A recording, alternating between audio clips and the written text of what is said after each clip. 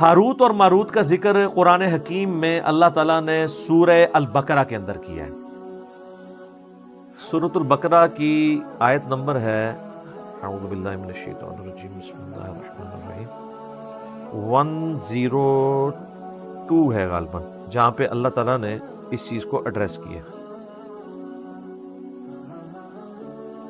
ہاں جی 102 اعوذ باللہ من الشیطان الرجیم بسم اللہ الرحمن الرحیم. اللہ تعالیٰ یہودیوں کا ذکر کر رہا ہے کہ یہودیوں نے جب پیغمبروں کی تعلیمات کو پس پش ڈال دیا تو اس کا اینڈ رزلٹ پھر یہ ہوا کہ تعویذ دھاگوں کے پیچھے پڑ گئے. جب آپ وحی کی تعلیم کو پس پش ڈالتے ہیں نا، پھر جادوگروں کی تعلیمات جو شیاطین ان کو سکھاتے ہیں، کیونکہ ظاہر ہے روحانی علم کے مقابلے پہ شیطانی علم ہے، تو وہ پھر رواج پکڑتا ہے. حتیٰ کہ اندازہ کریں نقش سلیمانی بھی لکھا جاتا ہے آج بھی، نقش سلیمانی حضرت سلمان کی طرف. اور یہ کام یہودیوں نے سازش کی. یہودیوں نے کیسے سازش کی؟ انہوں نے سازش اس طرح کی کہ حضرت سلیمان علیہ السلام کو اللہ تعالیٰ نے بڑے غیر معمولی معجزات دیے تھے. سورہ سعد پڑھ کے دیکھیں، سورہ سبا پڑھ کے دیکھیں، میرا تخت بلقیس والا کلپ دیکھیں، میں نے حضرت سلیمان علیہ السلام کا تعارف کروایا. سیدنا سلیمان ابن داود علیہ السلام، ان کو پرندوں کی بولیاں اللہ نے سکھائی تھی، ہواؤں پہ ان کی حکومت تھی. صبح اور شام کی ان کی جو ٹریولنگ ہے وہ ایک ایک مہینے کے برابر وہ تخت پہ سفر کرتے تھے. پہاڑ ان کے ساتھ تسبیحات کرتے تھے. جنات ان کے لیے مسخر تھے جو سمندروں میں غوطے لگاتے تھے، بڑی بڑی عمارتیں اور تماثیل ان کے لیے وہ کریٹ کرتے تھے. اتنے غیر معمولی ان کو اللہ تعالیٰ نے نا پاورز دی تھی سلیمان علیہ السلام کو. ایسی بادشاہت نہ سلیمان علیہ السلام سے پہلے کسی نے اس روئے ارض پہ دیکھی ہے، نہ قیامت تک. وہ تو قرآن میں بھی ذکر ہے، انہوں نے دعا کی تھی، اللہ جو تو نے مجھے دیا ہے نا میرے بعد کسی کو نہ دینا. اللہ نے ان کی دعا قبول کی ہے. تو اب اتنی غیر معمولی پاور تھی تو ظاہر ہے پھر شیطان نے اس کے اگینسٹ زور بھی غیر معمولی لگایا. ٹھیک ہے، تو حضرت سلیمان علیہ السلام کے پیچھے اللہ تھا. انہوں نے شیاطین کو، جادوگروں کو، ان کو قابو کر لیا. ان سے وہ کام لیتے تھے. قرآن میں ذکر ہے، قرآن میں بس اتنا ہی ہے. یہ جو سورہ بقرہ کی آیت نمبر 102 ہے نا، اس کے کانٹیکسٹ میں اس کو میں بعد میں کور کرتا ہوں.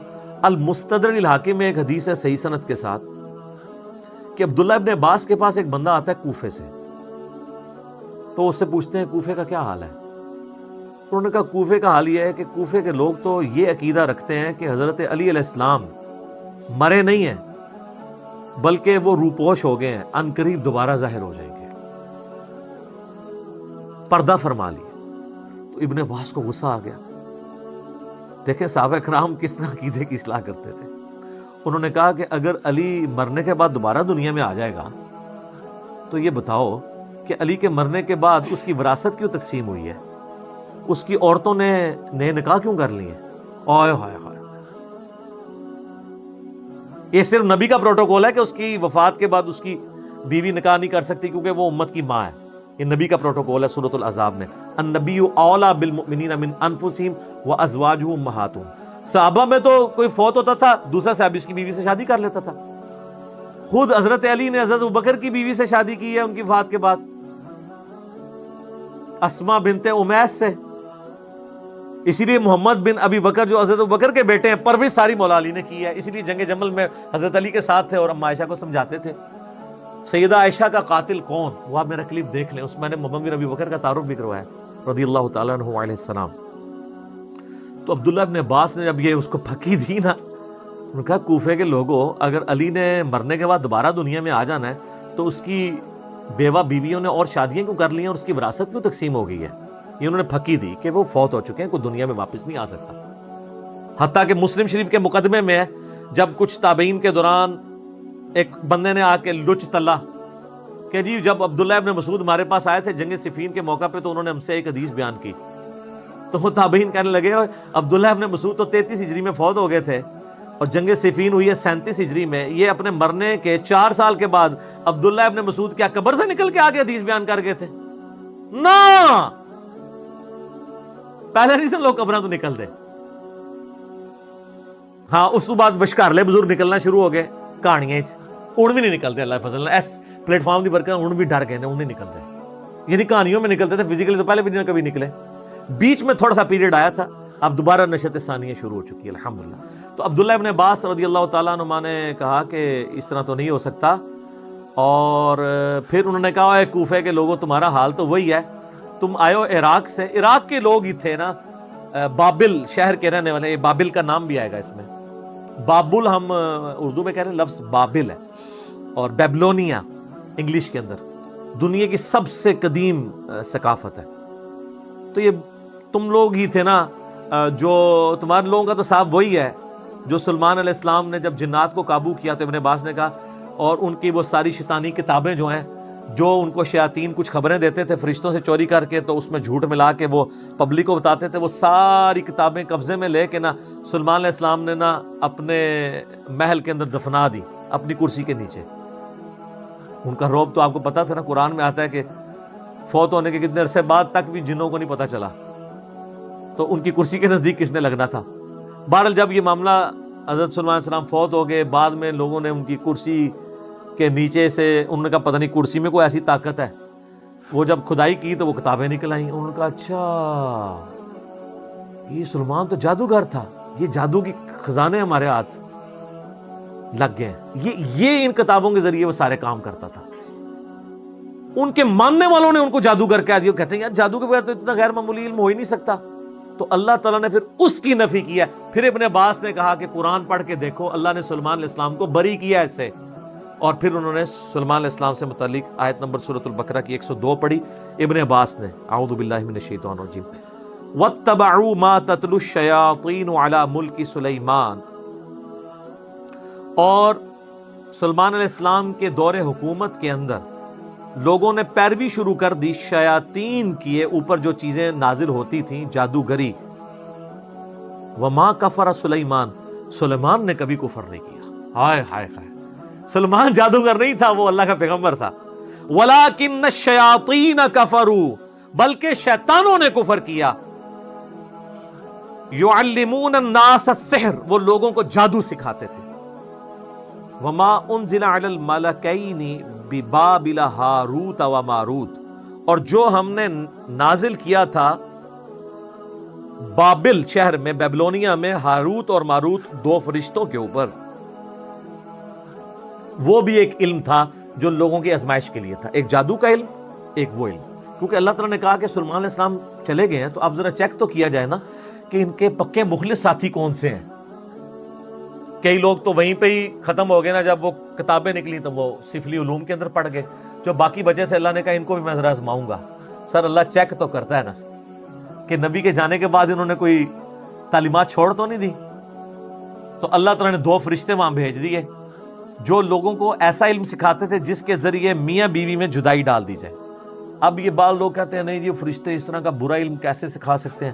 وہ یار قرآن میں لکھا ہے کہ وہ آزمائش کے لیے تھا, اور اللہ تعالیٰ نے, شیطان کو کس نے پیدا کیا؟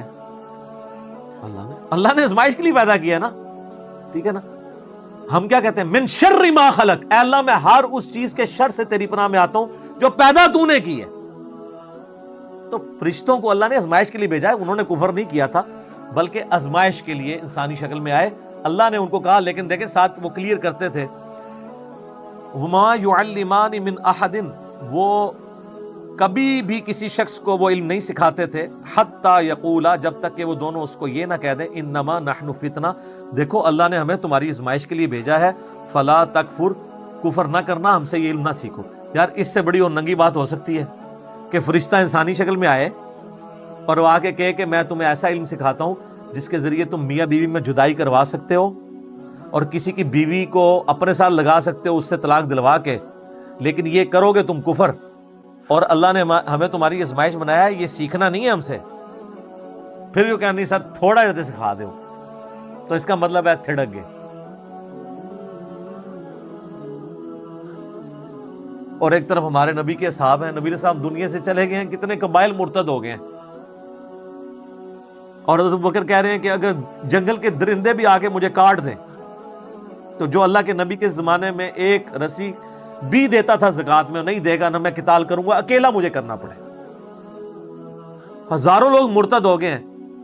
اور صحابہ کے کانفیڈنس نے اتنی کم مین پاور کے ساتھ رومن اور پرشین امپائر اکھاڑ کے رکھ دی. اور ایک یہ سلیمان علیہ السلام کے ساتھی ہیں کہ دنیا سے گئے ہیں تو کس کام میں پڑ گئے. اتنی واضح بات سننے کے بعد جب فرشتے ان کو کہہ رہے ہیں کہ دیکھو اللہ نے تمہیں آزمائش بنایا ہے, ہمیں تمہارے لیے آزمائش بنایا, ہم سے نہ سیکھو. فَيَتَعَلَّمُونَ مِنْهُمَا مَا يُفَرِّقُونَ بِهِ بَيْنَ الْمَرْءِ وَزَوْجِهِ, اور وہ ان کو سکھاتے تھے ایسا علم جس کے ذریعے میاں بیوی میں جدائی ڈلوا دیں. وَمَا هُمْ بِضَارِّينَ بِهِ مِنْ أَحَدٍ إِلَّا بِإِذْنِ اللَّهِ, اور وہ کسی کو نقصان نہیں پہنچا سکتا تھا وہ علم, ہاں مگر اللہ چاہے. یعنی جو اللہ کی پناہ میں آتا ہے, جو اذکار کرتا ہے, سارے جادوگر مل کے کچھ کر لیں. نبی علیہ السلام پہ بھی جادو ایک دفعہ ہوا ہے جب معوذتین نازل ہوئی ہیں, اس کے بعد کبھی کسی صحابی پہ جادو ہوا ہے؟ حضرت عمر نے پوری دنیا تل پٹ کر دی ہے, سارے جادوگر یروشلم میں بیٹھے تھے, کرتے نا حضرت عمر پہ جادو, بچا لیتے اپنی سلطنتیں؟ نہیں. جب اذکار آ گئے تو پھر جادوؤں کے کام ہے. وَيَتَعَلَّمُونَ مَا يَضُرُّهُمْ وَلَا يَنْفَعُهُمْ, اور وہ ایسا علم سیکھتے تھے جو ان کو نقصان ہی پہنچاتا تھا, نفع کو نہیں دیتا تھا. وَلَقَدْ عَلِمُوا لَمَنِ اشْتَرَاهُ وَمَا لَهُ فِي الْآخِرَةِ مِنْ خَلَاقٍ, اور بے شک ان کو وہ خوب تھا, علم تھا اس بات کا کہ وہ اس چیز کے خریدار ہو رہے ہیں کہ اس کے بدلے آخرت میں ان کو کچھ نہیں ملنے والا. وَلَبِئْسَ مَا شَرَوْا بِهِ أَنفُسَهُمْ, کیا ہی برا سودا انہوں نے خریدا اپنی جانیں بیچ کے.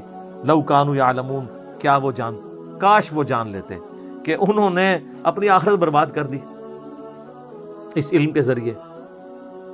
تو یہ تو سر صحیح مسلم میں بھی حدیث ہے نا کہ شیطان کا تخت پانیوں پہ ہے.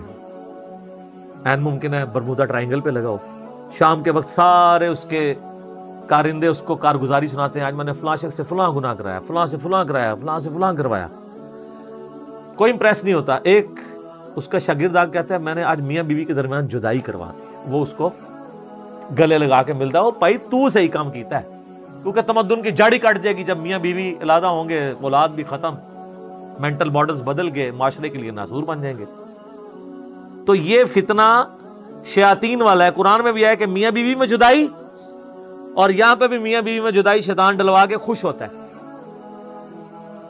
تو وہ کہتے ہیں ہاروت اور ماروت جو ہے نا, یہ وہ ہے جو احادیث میں لکھا ہوا ہے مضبوط روایتوں کے اندر.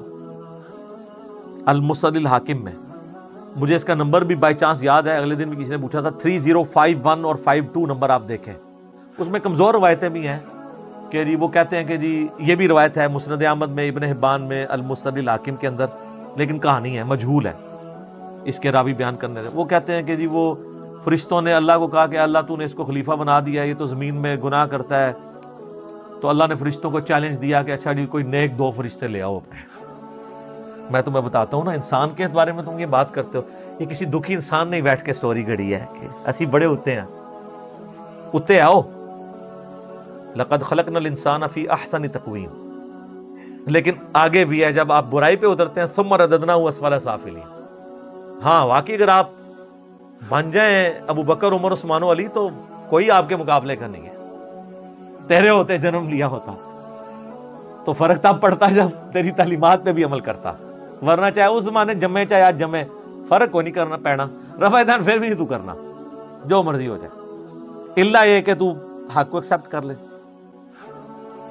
تو ان روایتوں ملتا ہے کہ وہ فرشتوں نے 2 بندے اپنے سب سے لائق فرشتے چنے, ہاروت اور ماروت. کہانی ہے میں سنا رہا ہوں. ان کو اللہ نے انسانی شکل میں بھیجا اور انسانی کمزوریاں بھی ساتھ لگا دی, یعنی شہوت بھی اور یہ, اور ایک عورت کو ان کے لیے فتنہ بنا دیا. زورا نام تھا, ٹھیک ہے. وہ کہتے ہیں 17 زورا بھی وہی عورت ہے, وہ آندھی ہے, میں تمہیں دسنا کیویں آندھی ہے. وہ کہتے ہیں فرشتوں کو اس نے, زورا بی بی نے آ کے کہا, جو یعنی یہ ایک کہانی ہے, کہانی شریف, کہ جی تم 3 آپشن ہے, مجھ سے بدکاری کر لو, ان کا استغفر اللہ گناہ ہے, یہ بچہ قتل کر دو, انہوں نے کہا یہ تو بہت بڑا گناہ ہے, یہ شراب پی لو. تو کوشش کرتی رہی, الٹیمیٹلی انہوں نے کہا تینوں میں سے سب سے کم گناہ شراب پینا ہے. شراب پی لی, تو شراب پینے کی وجہ سے انہوں نے بدکاری بھی کر لی اور بچہ بھی قتل کر دیا. اور پھر اللہ نے کہا کہ اب میں تمہیں عذاب دوں گا. تو انہوں نے کہا یا اللہ ہمیں تو دنیا میں عذاب دے دے, آخرت کا عذاب تو بہت سخت ہے. تو وہ عراق میں ایک کنواں، آج بھی لوگ زیارت کے لیے جاتے ہیں، کہتے ہیں اس کنویں میں الٹے لٹک رہے ہیں. اچھا وہ انسانی شکل میں آئے تھے نا تو لٹکے ہوئے نظر آنے چاہیے نا. جدو دے لٹکے نے پھر دوبارہ فرشتے بن گئے نے. کیوں؟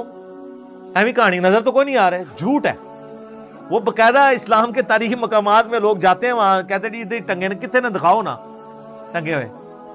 تو کہتے ہیں انہوں نے، ایک سٹوری ہے. دوسری سٹوری ہے کہ وہ جو زورا بی بی تھی نا، جو ہے ہی کوئی نہیں تھی، انہوں نے فرشتوں سے کہا کہ اچھا تم تو آسمان تک جاتے ہو تو مجھے کوئی نہ ایسا منتر سکھا دو جو میں بھی پڑھوں تو آسمانوں تک پہنچ جاؤں، تو ٹھیک ہے میں پھر تمہارے ساتھ وہ برائی کرنے کے لیے مادہ ہو جاؤں گی. تو ایک فرشتے نے انکار کر دیا. دوسرے نے کہا کہ ٹھیک ہے میں سکھا دیتا ہوں، اللہ بڑا غفور رحیم ہے، مجھے معاف کر ہی دے گا. یہ بھی لکھا ہوا ہے اس میں جو آپ بھی کر رہے ہیں. پوری سٹوری لو نا تو ہی بھرا سی جڑے جعلی ہاروت ماروت نے. تو اس نے اس کو منتر سکھا دیا. جب منتر سکھایا تو وہ عورت اس منتر کے ساتھ اوپر چلی گئی تو وہ اللہ تعالیٰ نے اس کو سزا کے طور پہ زورا ستارہ بنا دیا. اے زورا بنائی ہے انہوں نے، اے کہانی شریف ہے. اچھا، اور کہتے ہیں وہ جو فرشتہ تھا، دونوں فرشتوں کو اللہ تعالیٰ نے عذاب میں ڈال دیا. تو یہ نقش سلمانی پھر بھی چل رہا ہے، سلمانی ٹوپی بھی چل رہی ہے، پتہ نہیں کیا کچھ چل رہا ہے سلمان علیہ السلام کے نام کے اوپر. سب کہانی ہے سر. قرآن سے جڑیں، احادیث سے جڑیں تو آپ کو سچائی پتہ چلے گی. ٹھیک ہوگا جی. اللہ تعالیٰ سے دعا ہے جو حق بات میں نے کہی اللہ تعالیٰ ہمارے دلوں میں راسخ فرمائے. اگر جذبات میں میرے منہ سے کوئی غلط بات نکل گئی، اللہ تعالیٰ ہمارے دلوں سے ہی محو کر دے. ہمیں کتاب و سنت کی تعلیمات پر عمل کر کے دوسرے بھائیوں تک پہنچانے کی توفیق عطا فرمائے. سبحانک اللہم و بحمدک، اشہد ان لا الہ الا انت، استغفرک و اتوب الیک، وما علینا الا البلاغ المبین. جزاکم اللہ خیرا و احسن الجزاء.